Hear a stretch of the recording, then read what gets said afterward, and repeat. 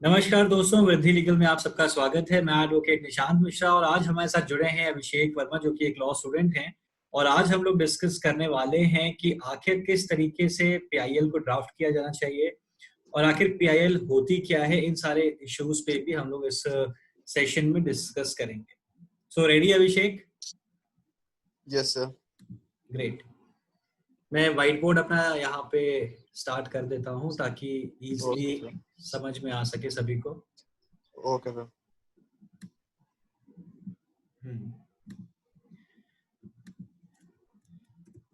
So basically, what is a PIL? It is public interest litigation. जो शब्द है ये पब्लिक इंटरेस्ट लिटिगेशन, ये खुद में ही सब कुछ क्लियर कर दे रहा है कि आखिर what is a public interest litigation, यानी कि एक लिटिगेशन जो कि पब्लिक इंटरेस्ट में किया गया हो। अब सवाल यहाँ पे ये उठता है कि आखिर जो लिटिगेशन है ये क्या होता है? Any idea? सर वही कोर्ट में जो प्रैक्टिस करते हैं उसी को नॉर्मली लिटिगेशन कहते हैं, आर्ग्यूमेंट्स जो होती हैं। एग्जैक्टली जो भी कोर्ट प्रोसीडिंग्स होती हैं वही लिटिगेशन कहा जाता है। जैसे कि एक साइड में एक लॉयर खड़े हो गए, उन्होंने अपने आर्ग्यूमेंट्स या अपने एवोमेंट्स रखे जज साहब के सामने, फिर जज साहब दूसरी पार्टी को परमिट करते हैं कि अब आप अपने एवोमेंट्स या अपने आर्ग्यूमेंट्स रखिए। धीरे धीरे करके सारा डिस्कशन या फिर ट्रायल चलता है, आर्ग्यूमेंट्स चलते हैं और उसके बाद एक डिसीजन पे आ करके वहां पे लिटिगेशन प्रोसीडिंग क्लोज हो जाती है।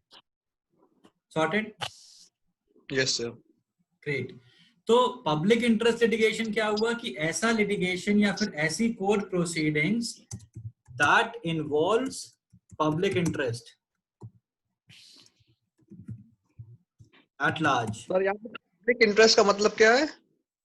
पब्लिक इंटरेस्ट का मतलब ये हुआ, जैसे अब इसमें समझने वाला ये है, बहुत ही अच्छा क्वेश्चन ये है कि पब्लिक इंटरेस्ट का मतलब क्या है।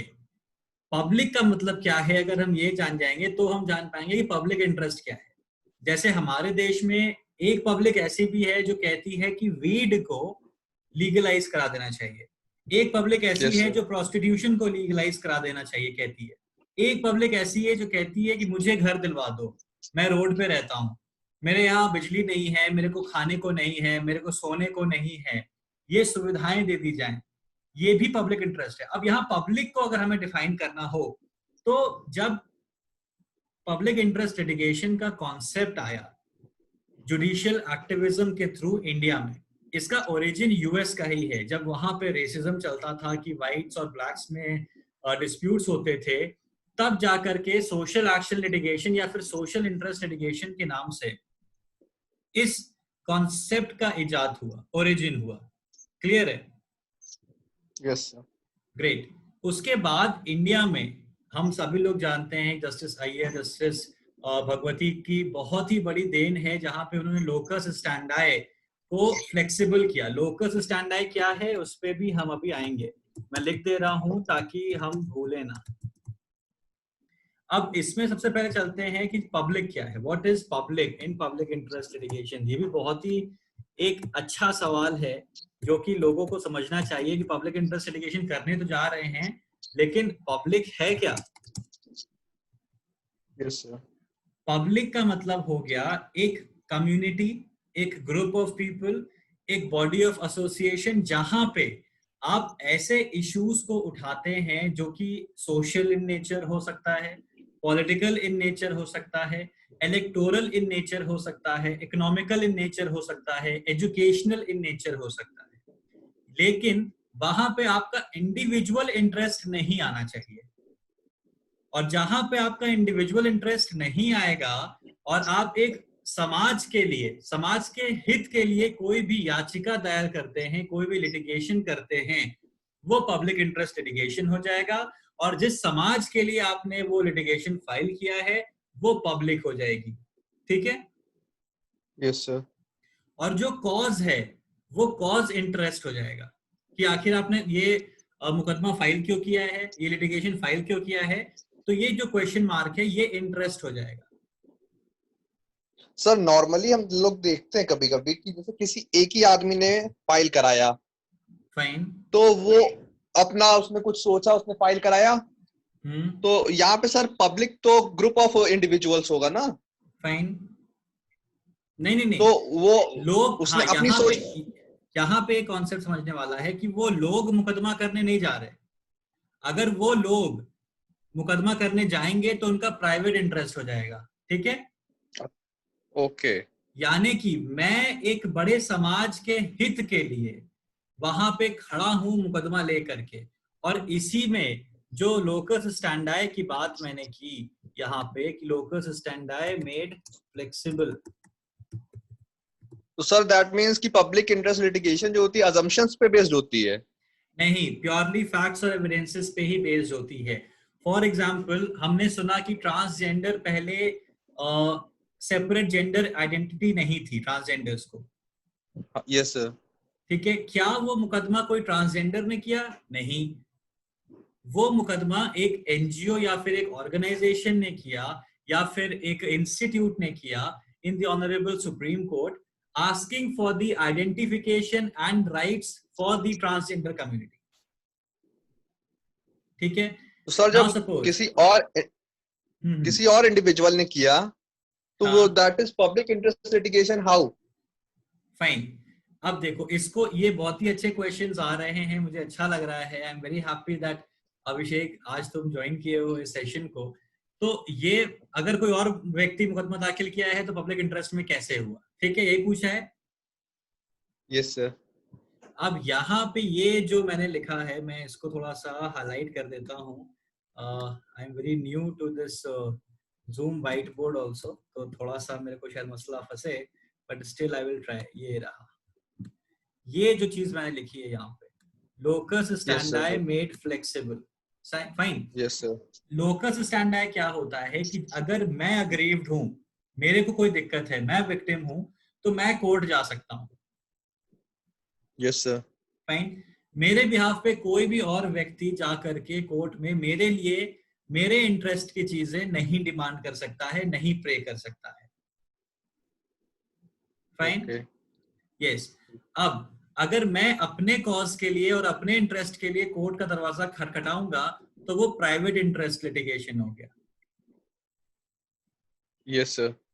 लेकिन अगर मैं लोक हित में, पब्लिक इंटरेस्ट में जाता हूं, कोर्ट का दरवाजा खटखटाता हूं कि ये समाज ऐसा है जिसपे अभी तक सरकार की नजर नहीं पहुंची, या फिर यहाँ आज भी शिक्षा नहीं है, या यहाँ पे आज भी राशन नहीं है, XYZ, any interest that favors a public at large. Yes sir. I have Soumya Mishra as also in it. Fine, so let me admit her also.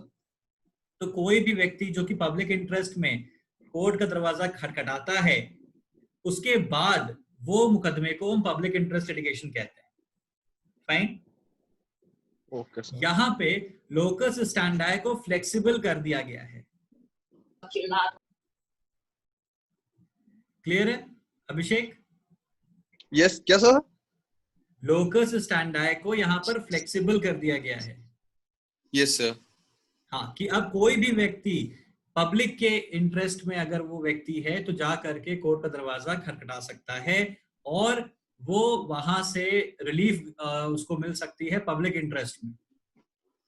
Sir तो मेरा क्वेश्चन यही है कि ना सर कि अगले को पता कैसे कि ये पब्लिक इंटरेस्ट में है ये चीज?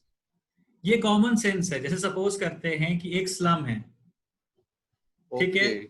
वो स्लम में एजुकेशन नहीं है, उस स्लम के पास कोई भी प्राइमरी स्कूल नहीं है, तो अगर कोई व्यक्ति जाकर के कोर्ट में कहता है, याचिका दायर करता है कि इस एरिया के लिए एक प्राइमरी स्कूल होना चाहिए, तो क्या वो पब्लिक इंटरेस्ट में नहीं हुआ? हुआ सर। बिल्कुल, बस इसी तरीके से है। It's very sorted, it's very clear कि यदि कोई भी व्यक्ति अपना कॉमन सेंस लगा करके, जैसे मैंने एक केस फाइल किया माइनर प्रोस्टिट्यूशन के अगेंस्ट में। Yes sir. अब प्रोस्टिट्यूशन एक ऑफेंस है या नहीं है वो एक अलग डिस्प्यूट है, वो हमारे यहाँ के लॉज उस पर साइलेंट हैं, अभी भी तक उस पर कोई लेजिस्लेशन नहीं बन पाया है। पिम्पिंग इज एन ऑफेंस, लेकिन प्रोस्टिट्यूशन ऑफेंस नहीं है हमारे देश में, ठीक है। लेकिन माइनर प्रोस्टिट्यूट्स जो है, माइनर प्रोस्टिट्यूशन जो होता है वो तो एक ऑफेंस है। फाइन, क्योंकि वो ह्यूमन ट्रैफिकिंग में आ जाता है। Now I filed a yes. Public interest litigation in that regard. उसके लिए मुझे कोई लॉ नहीं चाहिए था, मुझे कॉमन सेंस चाहिए था कि हाँ, इस देश में माइनर लड़कियों को ट्रैफिक किया जा रहा है, उनको किडनैप किया जा रहा है फॉर द सेक्सुअल फेवर्स, तो उसके अगेंस्ट में एक मुकदमा होना चाहिए और ऑनरेबल कोर्ट को इसको कॉग्निजेंस में लेना चाहिए. For that purpose, I filed a public interest litigation and I got an order in the favor of public at large. Fine? Okay. अब वो जो माइनर प्रोस्टिट्यूट्स हैं वो तो कोर्ट नहीं आ सकती हैं, पर उनके बिहाफ पे मैं तो जा सकता था. Yes sir. यही पब्लिक इंटरेस्ट लिटिगेशन होता है. Okay sir. Thank you Clear sir. है? ये अब समझ में आया. बहुत अच्छा, मुझे बड़ा खुशी हुई कि समझ में आया. Now we will come अच्छा. on the drafting of public interest litigation. Fine. Drafting of a PIL. इसमें जो बेसिकली जो सबसे जरूरी चीज है जानने वाली कि जैसे एक रिट पिटीशन हम ड्राफ्ट करते हैं वैसे ही हम पब्लिक इंटरेस्ट लिटिगेशन भी ड्राफ्ट करते हैं. यानी कि अगर हमें पब्लिक इंटरेस्ट लिटिगेशन ड्राफ्ट करना आ गया तो ऑटोमेटिकली हम रिट ड्राफ्ट करना जान जाएंगे, या फिर अगर हमें रिट ड्राफ्ट करना आ गया तो हम पब्लिक इंटरेस्ट लिटिगेशन ड्राफ्ट करना जान जाएंगे. लेकिन उसको समझने से पहले क्या ये पता है कि रिट की मीनिंग क्या है? सर रिट भी एक तरह की PIL ही है सर. नहीं, रिट का जो शाब्दिक अर्थ है वो होता है ऑर्डर. लिटरली ये मीनिंग है. एग्जैक्टली. ये काफी सारे लोगों को नहीं पता होता है. हम लोग लॉ पढ़ लेते हैं, we don't know this thing that writ literally it means an order. Fine. हम क्या पढ़ते हैं कि there are 5 kinds of writs: habeas corpus, mandamus, फिर आपका certiorari, prohibition and quo warranto. Yes sir. Generally जब मैं भी क्वेश्चंस पूछता हूँ लॉ स्टूडेंट से तो यही जवाब आता है कि 5 तरीके की रिट होती है साहब: habeas corpus, mandamus, certiorari, prohibition and quo warranto. लेकिन लिटरली रिट का शाब्दिक अर्थ क्या है, मीनिंग क्या है, ये बहुत ही कम लोगों को पता है. चलो आज तुम्हारे माध्यम से हमारे व्यूअर्स भी जान जाएंगे कि रिट का जो शाब्दिक अर्थ है वो होता है ऑर्डर, और 5 टाइप्स हैं. वो मीनिंग या डेफिनेशन नहीं है रिट की. फाइन. ओके. होता क्या है ना कि जब हम कोर्ट जाते हैं तो वो हम डिमांड करते हैं, we demand for a writ. And generally you must have heard कि फलाना कोर्ट ने फलाना रिट इशू कर दिया. यस सर. तो रिट इशू कर दिया means if an honorable court has issued a writ of mandamus, that means it has issued an order of mandamus. Fine. Okay. So this is how you can also relate कि हाँ writ की meaning order होती है. बाकी you have ample sources on Google, ample sources on internet. एक बारी देख लेना. Yes sir. ये हाँ बहुत ही अच्छा लगेगा when you will come to know कि okay fine. Is it so? मैं 5 साल तो मैंने क्या किया मेरे को रिट का मतलब नहीं पता था. This is how it feels जब आपको कुछ नया चीज मालूम पड़ता है. अच्छा, इसके बाद आते हैं कि जब आप PIL ड्राफ्ट करते हैं तो सबसे पहली चीज जो आप लिखते हैं वो होता है टाइटल. फाइन. टाइटल क्या है, मतलब आप किस कोर्ट में जा रहे हैं, टाइटल और कोर्ट. अब चूंकि एक PIL हाई कोर्ट में होगी या सुप्रीम कोर्ट में होगी और किसी में नहीं होगी, तो फिर वहां पे आपको लिखना होगा इन दी ऑनरेबल कोर्ट या फिर in the honourable high court. Suppose अब हम यहाँ लखनऊ बेंच में और अगर फाइल करते हैं या इलाहाबाद हाई कोर्ट में फाइल करते हैं तो उस हिसाब से हमें लिखना होता है कि in the honourable high court of Allahabad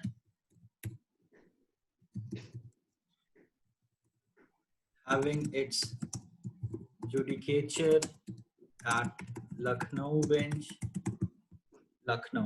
Fine. ठीक है, तो हमें ये सबसे पहले लिखना होगा. ये टाइटल सबसे ऊपर आपको लिखना होता है. उसके बाद जब आप नीचे आते हैं तो फिर आपको लिखना होता है रिट पिटीशन नंबर क्या है आपका, ये आपको कोर्ट से मिलता है. और हमें ईयर लिखना होता है कि हम किस ईयर में फाइल कर रहे हैं, और हम इसके आगे यहाँ पे लिख देते हैं PIL की ये जो रिट है उसका नेचर PIL है. फाइन. हाँ. Sir nature of PIL means writ petition का नेचर PIL है. यहाँ पे जो WP लिखा है ना, yes sir, this means writ petition number. Yes sir. Fine. तो writ petition number dash of 2020 अब ये जो रिट पिटीशन नंबर है ये हमें कोर्ट से मिलता है।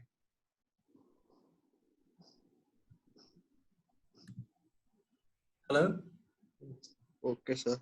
हाँ, ये जो रिट पिटीशन नंबर है ये हमें कोर्ट से मिलता है, और हम यहाँ पे ब्रैकेट में PIL लिख देते हैं क्योंकि हर एक हाई कोर्ट में ब्रांचेस होते हैं केसेस के, bail application, matrimonial dispute, arbitration, उसी तरीके से PIL होता है, तो हमें यहाँ पे लिखना पड़ता है कि ये PIL है। ठीक है, इसके बाद हम लिखते हैं कि किस आर्टिकल के वायलेशन में हम यहाँ पे आए हैं। It can be Article 14, it can be Article 19, it can be Article 21, 22, any of the fundamental rights or any legal provision also. Sir, of any act. Any act. यही पे फायदा देखो क्या है, हाई कोर्ट में आप जब रिट पिटीशन फाइल करते हैं तो हाई कोर्ट का ज्यूरिसडिक्शन ज्यादा होता है। हाई कोर्ट सिर्फ फंडामेंटल राइट्स पे बंधा नहीं है, हाई कोर्ट लीगल राइट्स और स्टैट्यूटरी राइट्स के ऊपर भी जाता है, उसके ऊपर भी डिसीजंस दे सकता है। फाइन, तो सपोज करते हैं कि मैंने जो फाइल किया राइट टू एजुकेशन एक्ट को लेकर के। Now, Yes. Article 21A guarantees every child aging 6 and 14 right to education under Article 21A. Fine. मैंने जो ये रिट फाइल किया है in the nature of public interest litigation, उसमें I have included the 2009 Act and 2010 rules as well. Fine. तो public interest litigation में जब आप जाते हैं तो you can include both the fundamental rights and the legal rights as well of any statute. Now, why any statute? Because कोई भी जो statute बनता है, आप हमेशा सुनते हैं ना कि constitutional validity क्या है इस law की। Yes, sir. यानी कि जितने भी कानून हैं उनको वैलिडिटी कौन दे रहा है? कॉन्स्टिट्यूशन। कॉन्स्टिट्यूशन का पार्ट 3 ही तो वैलिडिटी देता है। Yes, अगर sir. कोई भी लॉ इस लिटमस पेपर टेस्ट में फेल कर जाता है तो वो लॉ अपने आप अनकॉन्स्टिट्यूशनल हो जाता है। Fine, okay sir.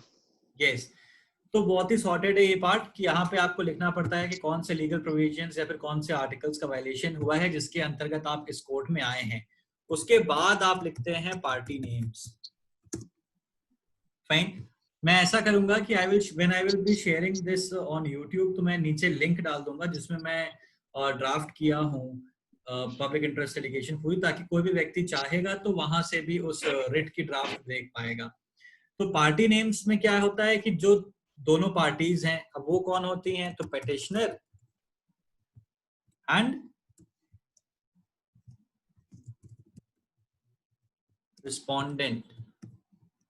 Yes, sir. Petitioner और रिस्पोंडेंट्स के नाम आपको डालना पड़ता है। यहाँ पे मैं पेटिशनर्स भी कर देता हूँ कि एक से अधिक भी हो सकते हैं, तो उस कंडीशन में आपको एक से अधिक लोगों के नाम लिखने पड़ेंगे अलॉन्ग विद देयर एड्रेस, और फिर उनका एफिडेविट भी देना पड़ेगा उनमें से किसी एक का जो पेटिशनर है। Sir, there is a question. Sir, petitioners ही होते हैं, ये हमेशा प्लूरल होता होगा sir? On behalf of public interest है? नहीं, ये बहुत ही फिर से एक अच्छा सवाल तुमने पूछा है कि जो पेटिशनर्स हैं, चूंकि वो पेटिशनर्स नहीं आ पाए हैं और एक व्यक्ति आपको पूरे के पूरे पब्लिक को रिप्रेजेंट कर रहा है, इसलिए Yes, पेटिशनर भी हो सकता है। नाउ सपोज एक केस है Nishant Shekhar Mishra versus state of UP, मेरा ही केस है। अब उसमें क्या है कि Nishant Shekhar Mishra is fighting against the state Yes, sir. For the welfare of public at large. Even in this Natpurwa prostitution case, the name of the case was Nishant Shekhar Mishra versus State of UP. Why? Because I was representing those minor prostitutes. So Nishan Shekhar Mishra and others versus State of UP नहीं था sir? नहीं, क्यों नहीं था? क्योंकि वो उन लोगों को तो पता ही नहीं ना कि उनके लिए मुकदमा भी हो गया। They were not aware of that अच्छा। also. हाँ, उन्हें नहीं पता।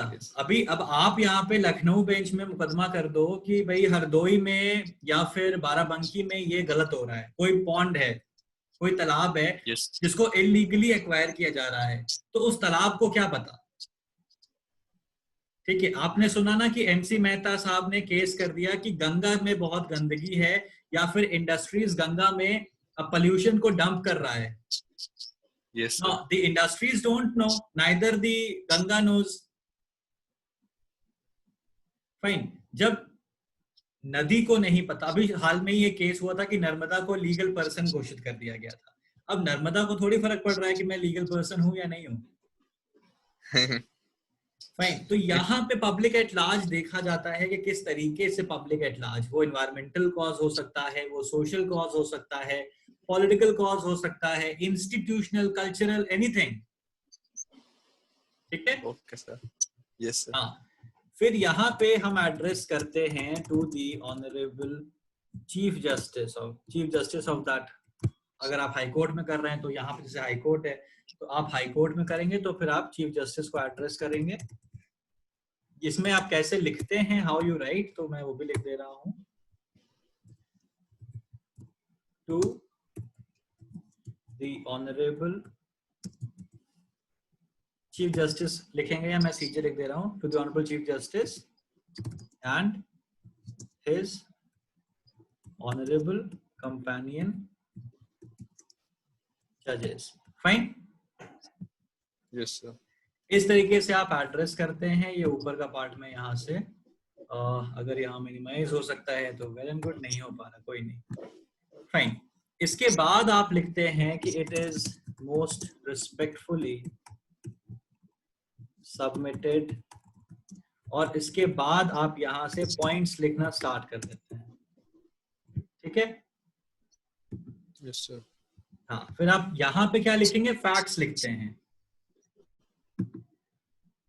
अब मैं इतने पार्ट को डिलीट कर देता हूं और अब आता हूं मैं बॉडी ऑफ पीआईएल पे.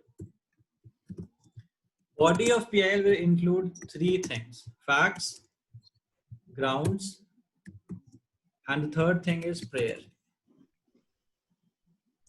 तो फैक्ट्स के बारे में तो आप पहले बता चुके हैं. हाँ बिल्कुल. फैक्ट्स हम प्रॉपरली उसको सिंक्रोनाइज तरीके से क्रोनोलॉजिकली हम फैक्ट्स लिखते चले जाएंगे. हम जब फैक्ट्स लिखेंगे तो फैक्ट्स में भी हम बताएंगे कि कौन से आर्टिकल का वायलेशन हो रहा है, किस पॉइंट पे हमने क्यों इस फैक्ट को यहाँ पे सबमिट किया है अपने पिटीशन में. ठीक है.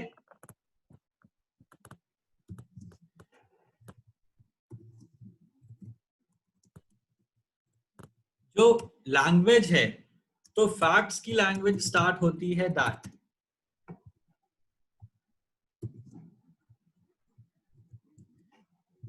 ग्राउंड्स की लैंग्वेज स्टार्ट होती है बिकॉज से, और प्रेयर आप पूरा लिखते हैं कि in the light of above submitted facts it is most respectfully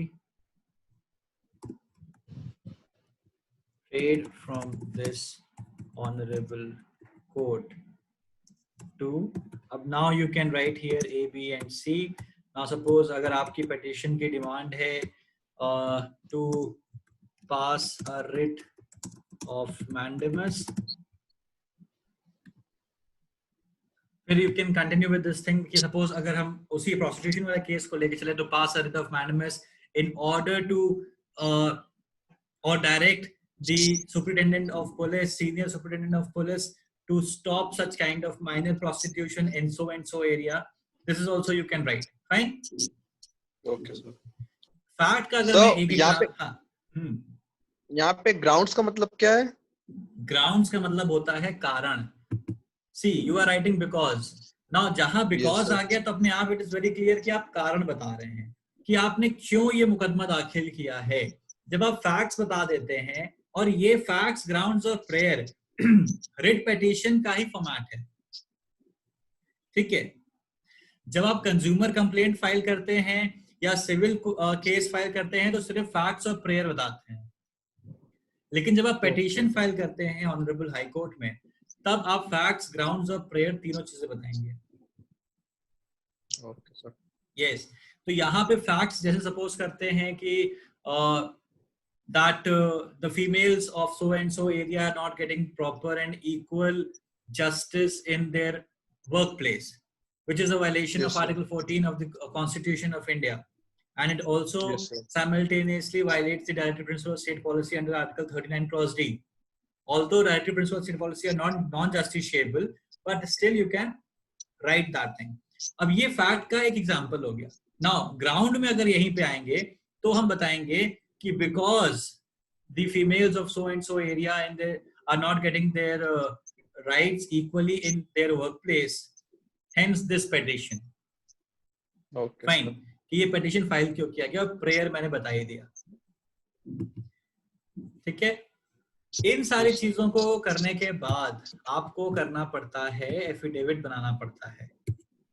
अब affidavit I will show in some other video. ये क्योंकि फिर वो कंफ्यूजिंग भी हो जाएगा, सबके लिए अलग अलग एफिडेविट बनता है. एफिडेविट में आपको पेटिशनर की डिटेल लिखनी होती है, उसका नाम, age, religion, address, son of, everything, and then वो एक स्वेयर करता है, कसम खाता है कि जो भी चीजें हमने लिखी है पिटीशन में वो सही है, और फिर उसको वैलिडेट किया जाता है through his lawyer. This is what is affidavit is all about. तो इस तरीके से you draft a PIL. Am I clear? Any question, Abhishek? And Divya is also here. No, sir. Any question? Great. No, sir. Fine. So thank you so much for joining this session. And I hope ये session मैं इसी तरीके से surprisingly लेता रहूँगा. I'll be just broadcasting the message, or I'll be putting it on my status कि हम ये बताने जा रहे हैं. So those who are interested, they can join, and I'll be recording the same and posting it on the YouTube. Thank you all for joining. Bye.